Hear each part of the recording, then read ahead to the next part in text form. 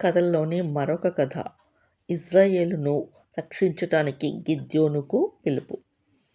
ఇజ్రాయేలు చేసిన వాగ్దానాలన్నీ వెంటనే మరిచిపోయారు. యెహోషువ చనిపోయిన తరువాత మళ్ళీ ఇతర దేవుళ్ళని ఆరాధించటం మొదలుపెట్టారు. ఇజ్రాయేలు ప్రజలు మరొకసారి పాపం చేసి ప్రభువుకు విరోధులయ్యారు. అందుకని ఆయన వారిని 7 సంవత్సరాలు మిద్యానీయ ప్రజల పరిపాలనకు అప్పగించాడు. మిద్యానీయులు ఎంత బలవంతులంటే ఇజ్రాయేలు వారి దాటికి తట్టుకోలేక పారిపోయి గుహల్లో తొరల్లో దాక్కునేవారు. ఇజ్రాయేలు పంట వేయగానే మిద్యానీయులు ఇతర జాతులతో కలిసి పెద్ద గుంపుగా వచ్చి ఇజ్రాయేల్ మీద పడేవారు. పెద్ద సంఖ్యలో పశువుల్ని తోలుకొని వచ్చి మకాం వేసి ఇజ్రాయేలీ ప్రజల పంట చేలను ధ్వంసం చేసేవారు. అంతేకాక ఇజ్రాయేల్ గొర్రెల్ని పిల్లల్ని తోలుకుపోయేవారు. అందువల్ల ఇజ్రాయేలు చాలా పేదవారైపోయారు. కానీ దానికి ఏమీ చేయలేని నిస్సహాయక స్థితిలో పడిపోయారు. అప్పుడు ఇజ్రాయేలీ ప్రజలు మిద్యానీయుల బారి నుండి కాపాడమని ప్రభువుకు మొరపెట్టుకున్నారు. అప్పుడు దేవుడు ఒక దైవజనుడితో తన సందేశాన్ని పంపించాడు.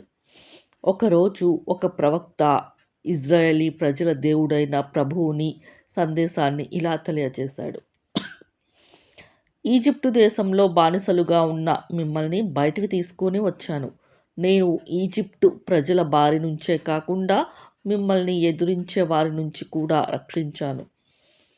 అంతేకాదు వారందరినీ తరిమి వారి దేశాన్ని మీకు ఇచ్చాను.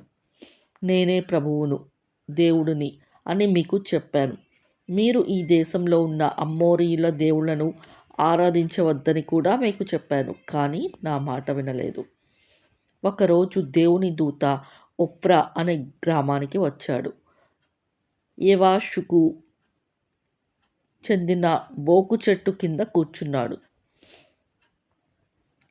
యెవాషు కుమారుడగు గిద్యోను మిద్యానీయులకు కనిపించని స్థలంలో ఒక ద్రాక్షారసం తీసే గానుగ చాటున గోధుమలు నూరుస్తున్నాడు. అప్పుడు దేవుని దూత అతనికి కనపడి, నీవు ధైర్యం బలం కలవాడివి, ప్రభువు నీకు తోడుగా ఉన్నాడు అని చెప్పాడు.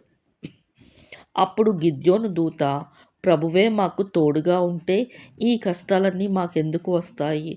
ప్రభువు ఎన్నో అద్భుతాలు చేసి ఈజిప్టు దేశం నుంచి మా పితరులను తీసుకొని వచ్చిన విషయాల్ని మా తల్లిదండ్రులు చెప్పేవారు.